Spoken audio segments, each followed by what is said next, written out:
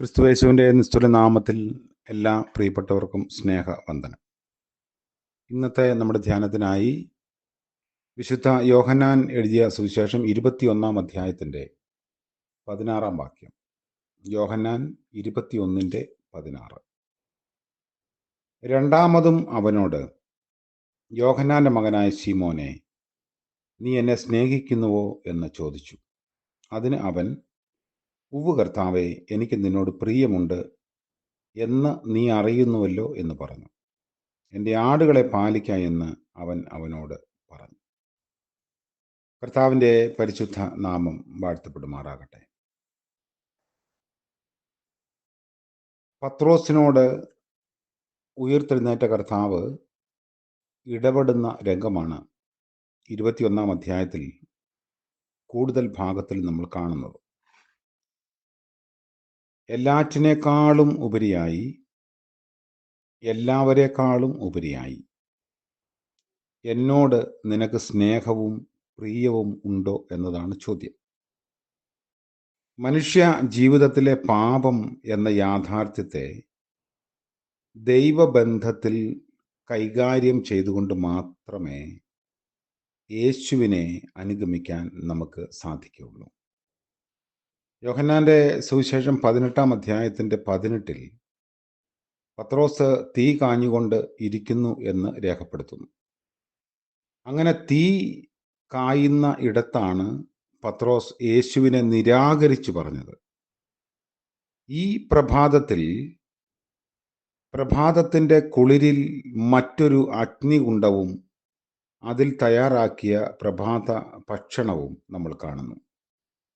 ആദ്യത്തെ അഗ്നികുണ്ഡവും കൂട്ടായ്മയും തള്ളിപ്പറച്ചിലേക്കും പാപത്തിലേക്കും നയിച്ചുവെങ്കിൽ, ഇപ്പോഴത്തെ അഗ്നികുണ്ഡം അനുതാപ ശുദ്ധീകരണത്തിലേക്കും പ്രതിബദ്ധതയിലേക്കും നയിക്കുന്നതായിരുന്നു.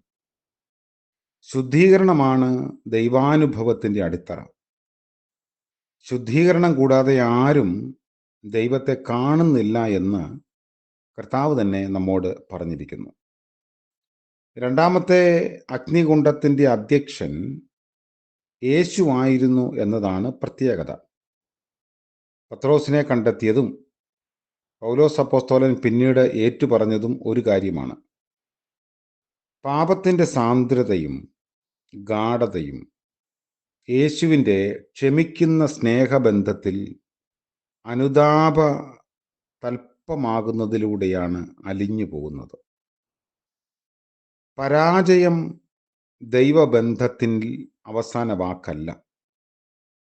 ദൈവത്തെ നിരാശപ്പെടുത്തിയ സ്ഥാനത്ത് ദൈവം വീണ്ടും വിശ്വസിച്ച് ചുമതലകൾ ഏൽപ്പിക്കുന്നു എന്നതാണ് ദൈവിക പാപക്ഷമയുടെ രഹസ്യം.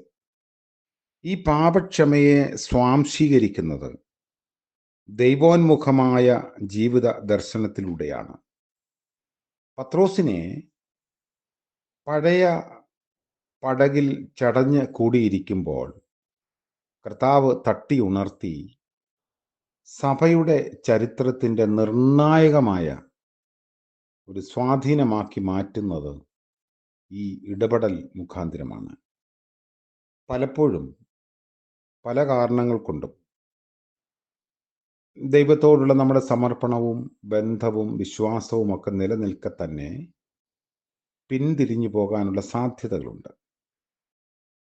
ലോകത്തിൻ്റെ ജയപരാജയങ്ങളെ തീരുമാനിക്കുന്നത് നമ്മുടെ ആഗ്രഹങ്ങളും ആവശ്യങ്ങളും മുൻനിർത്തിയാണ്. എന്നാൽ ഇവിടെ കർത്താവ് ചോദിക്കുന്നത്, ഇങ്ങനെയുള്ള ചിന്തകൾക്കൊക്കെ അതീതമായി എന്നെ സ്നേഹിക്കാൻ നിനക്ക് താല്പര്യമുണ്ടോ എന്നതാണ്. കടൽക്കരയിൽ യേശു ശിഷ്യർക്ക് മുഴുവനായി അനുഭവമാകാത്ത വിധം പ്രത്യക്ഷനായി എങ്കിലും പത്രോസ് അത് വളരെ വ്യക്തിപരമായ അനുഭവമാക്കി മാറ്റുന്നു. നമ്മുടെയൊക്കെ ആരാധനയിൽ അനുഭവമാകുന്ന ദൈവ സാന്നിധ്യത്തെ വ്യക്തിപരമായ തലത്തിൽ സ്വാംശീകരിക്കാൻ നമുക്ക് കഴിയുമ്പോൾ അതൊരു കൃപയാണ്. ആ ഒരു കൃപയ്ക്ക് വേണ്ടി നമ്മൾ പ്രാർത്ഥിക്കുകയും ചെയ്യണം. യേശുവിൻ്റെ സാന്നിധ്യം, അവങ്കലുള്ള വിശ്വാസം, ഇവ പകരുന്ന ജീവിതദാർഢ്യം ഇല്ലാതെയാകുന്നത് യേശുവിനെ കൂടാതെയുള്ള നൈമിഷിക അനുഭവങ്ങളിൽ സുഖം അന്വേഷിക്കുമ്പോഴാണ്. അങ്ങനെയുള്ള ചില ജീവിത ദർശനങ്ങളിൽ നമ്മുടെ നിലപാടുകളും വിശ്വാസവുമൊക്കെ തീരെ ബലം ക്ഷയിച്ചു പോകാനുള്ള സാധ്യതയുണ്ട്. അതുകൊണ്ട് ദൈവകൃപയുടെ ഒഴുക്കിൽ നമ്മളെ നിരന്തരമായ ശുദ്ധീകരണത്തിൽ സൂക്ഷിക്കുന്നത് നമുക്ക് ആവശ്യമാണ്. പത്രോസിനെ വീണ്ടും തൻ്റെ സമർപ്പണത്തെയും വിളിയെയും പുതുക്കി മറ്റൊരു മനുഷ്യനാക്കി മാറ്റുന്ന കർത്താവിൻ്റെ ഇടപെടൽ നമുക്കും അനുകരണീയമാണ്. തെറ്റിപ്പിരിഞ്ഞു പോയവരോടും അറിയില്ല എന്ന് മറുത്തു പറഞ്ഞവരോടും ഒക്കെ നമ്മുടെ മനോഭാവം എങ്ങനെയാണ് എന്ന് ഈ ഒരു ദൈവവചനത്തിൻ്റെ വെളിച്ചത്തിൽ വിചിന്തനം ചെയ്യണം. നമ്മളോട് ഇഷ്ടമില്ലാത്തവരും നമ്മളോട് പ്രതികൂലിക്കുന്നവരും അങ്ങനെയുള്ളവരെയൊക്കെ ചേർത്ത് നിർത്താൻ കർത്താവ് നമുക്ക് ശക്തമായ മാതൃക നൽകുന്ന വേദഭാഗമാണ് ഇത്. അതുകൊണ്ടാണ് സഭയുടെ ചരിത്രത്തിൽ പത്രോസ് ഏറെ പ്രാധാന്യമുള്ള വ്യക്തിയായി മാറുന്നത്. തിബരിയാസിൻ്റെ തീരവും വിരുന്നും ഏറ്റുപറച്ചിലും സമർപ്പണത്തിൻ്റെ പുതുക്കവും നമ്മുടെയും ജീവിതത്തിൻ്റെ അനുഭവങ്ങളാകട്ടെ. കർത്താവ് നമ്മളോട് കൂടെയിരിക്കും. നമുക്ക് പ്രാർത്ഥിക്കാം. കാരുണ്യവാനായ വാഴ്ത്തപ്പെട്ട ഞങ്ങളുടെ ദൈവമേ, സ്വർഗീയ പിതാവേ, മനോഹരമായ മറ്റൊരു പ്രഭാതത്തിനായി നന്ദിയോടെ സ്തോത്രം. ഇതുപോലെ ഒരു പ്രഭാതത്തിൽ അവിടുന്ന് പത്രോസിനോടും കൂടെയുള്ള ശിഷ്യരോടും ഇടപെട്ട മനസ്സലിവിൻ്റെ ചിത്രം ഞങ്ങൾക്ക് നൽകിയതിനായി സ്തോത്രം. മറ്റുള്ളവരോട് കരുണ കാണിക്കാനും മനസ്സലിയാനും ക്ഷമിക്കാനും ചേർത്ത് നിർത്താനും ഞങ്ങളെയും സഹായിക്കണമേ.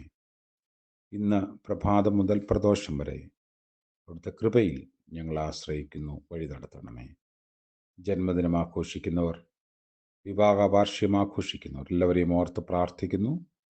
ദൈവം തമ്പുരാന്റെ കരുതലിലും കൃപയിലും സൂക്ഷിക്കണമേ. യേശു മശിഹ മൂലം പ്രാർത്ഥന ദയവോടെ കേൾക്കുമാറാകണമേ. ആമേൻ. ത്രിയേക ദൈവത്തിൻ്റെ അനുഗ്രഹവും ആലോചനയും നമ്മോടുകൂടെ ഇന്നും എന്നേക്കും ഉണ്ടായിരിക്കുമാറാകട്ടെ. ആമേൻ.